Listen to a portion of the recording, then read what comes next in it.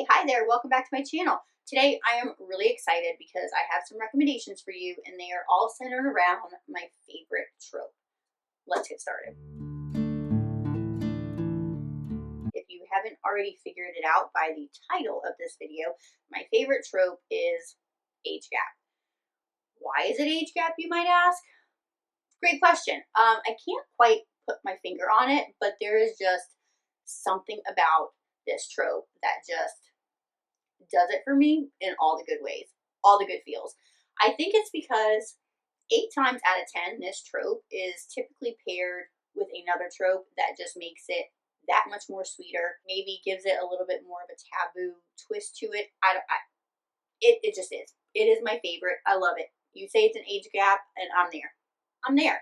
Then you throw in something else and I'm like, yes, please. Yeah, I'm good. Let's get into it because I don't want this video to be super long, but I do have 10 recommendations for you. So if you're like me and you just love age gap, or maybe you're on the fence and we don't know if we like age gap, stay tuned because maybe you like one of these other tropes. Again, like I said, age gap is typically paired with other tropes. So maybe that's your cup of tea and we can throw in a little age gap and dip your toes in, see if you like it. Yeah, nevertheless, let's dive in because I am really excited to share these recommendations with you today. Okay. I do want to preface this by saying that these books are in no particular order. I'm just throwing them out there as I may. However, I do have some repeat authors, so I've clumped those together for you. First up, I have Love Unexpected by Q.B. Tyler. Love Unexpected is a taboo and a forbidden romance, and it is between a stepfather and a stepdaughter. Now, I've said this before, but Q.B. Tyler does taboo like this so incredibly well. She takes the ick factor and absolutely blows it out of the water for me. It's unlike anything, and I love her writing. Maybe it's the fact that you're like in there, you're diving in there with the characters, so you're like in the mud with them, you understand what's going on, you see what's in their head, so you get it. But bear with me because this is a great story. So this is about Stassi and Dominic. Now Stassi is at the end of her 17th year and she's just lost her mother to, I think it's like a horrible car accident or something. Her and Dominic have not gotten along very well.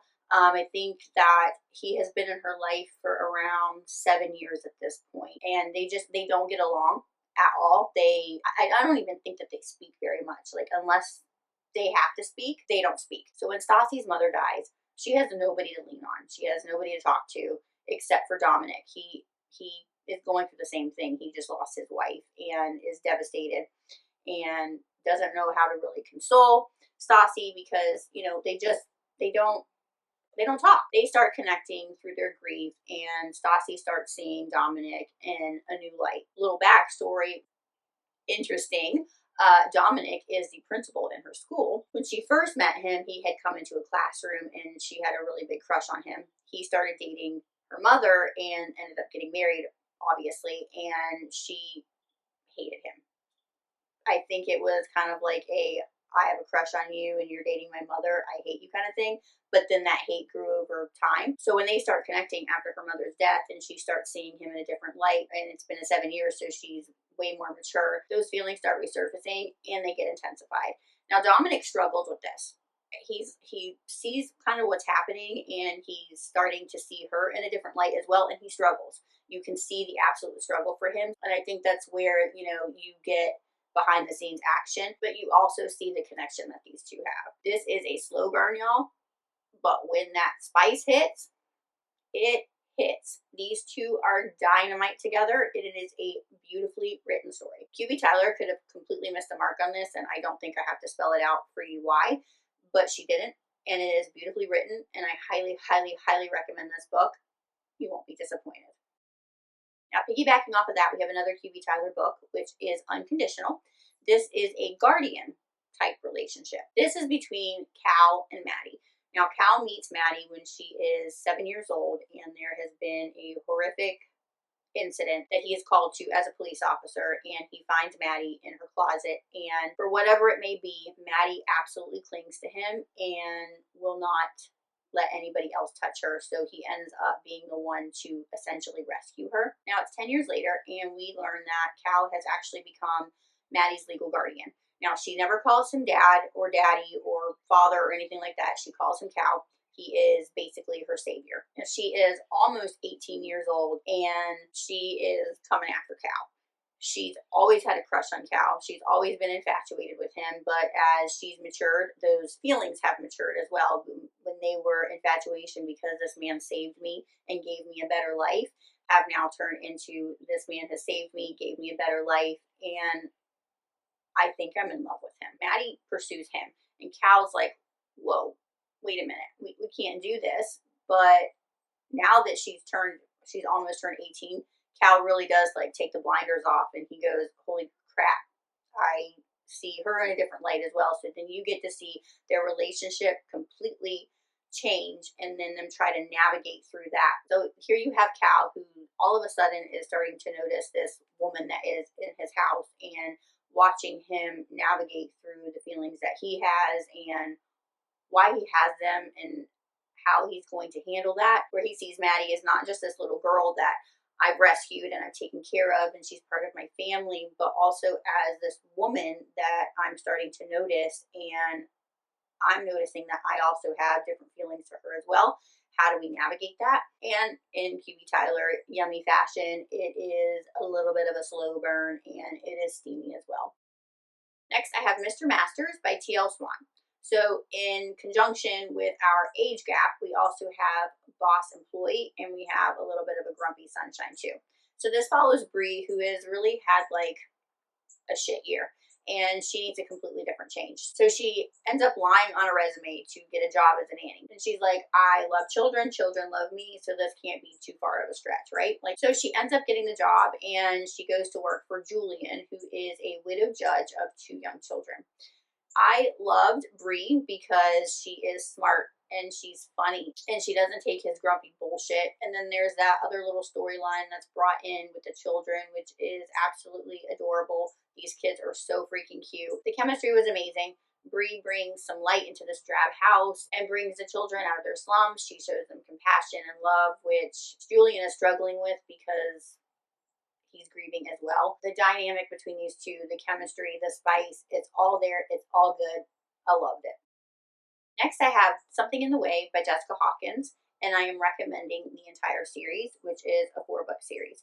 This is a forbidden love between Lake and Manning. Now, Lake first meets Manning at a construction site right next to her parents' house when she's walking home from school, and there is a bit of a connection there, but because I think that she is like 15 or 16, and he's maybe 21 or 22.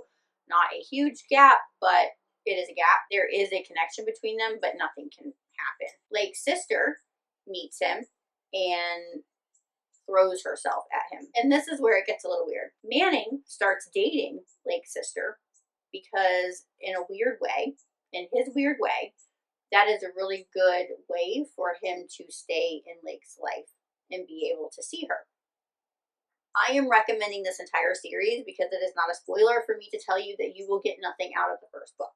This is slow burn to the 10th degree, the things that these two go through. These books span many years of turmoil and angst and slow burn and heartbreak, but these two have a connection, and you get to watch these stolen moments, and like I said, the heartbreak and the love these two have, and just what life throws at them and how they deal with it. These two have been cemented in my heart, and the series is one of my top series. I highly recommend it.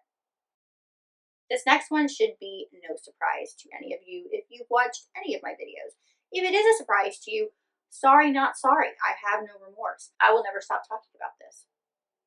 It is a part of me, and I would like it to be a part of you, and that would be the Off Balance series by Lucia Franco. You've got your age gap. It's taboo. It's forbidden. It's a sports romance. It's between a coach and an athlete. It's a father's best friend. You got it all. You've got Adriana and Koba, or Coach Koba. Adriana, when the books start out, is 16, and Koba is 32. Now, Adriana's #1 dream, her #1 goal in life, is to be an American Olympic gymnast, and she's got one shot at it.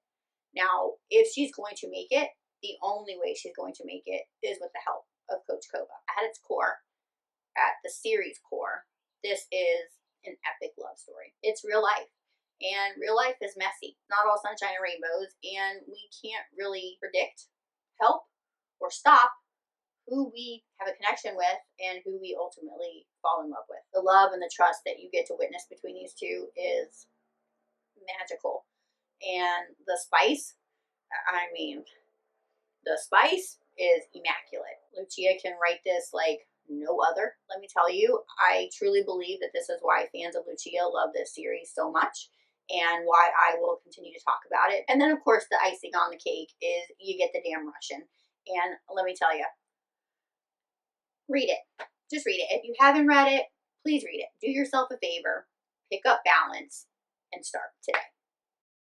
Staying with Lucia Franco for a minute, let's switch gears and talk about Hush Hush. Now, this is about Aubrey. She's a college student and becomes a high-end escort to earn a little bit of cash. Now, side note, Aubrey loves sex, and she doesn't view it like most people, so she's like, I mean, why not? Like, there's nothing wrong with it. Like, okay. And her roommate and best friend, Natalie, has been doing this for quite some time, so Natalie brings her on board with the company that she works for. Then Aubrey meets James, who is this older, silver fox, gorgeous man who basically knocks her on her ass. And they have this instant connection where neither one of them has really ever experienced, so I think it takes them both back. But because of this connection that they have, it's making Aubrey kind of second guess some things and wanting to break rules.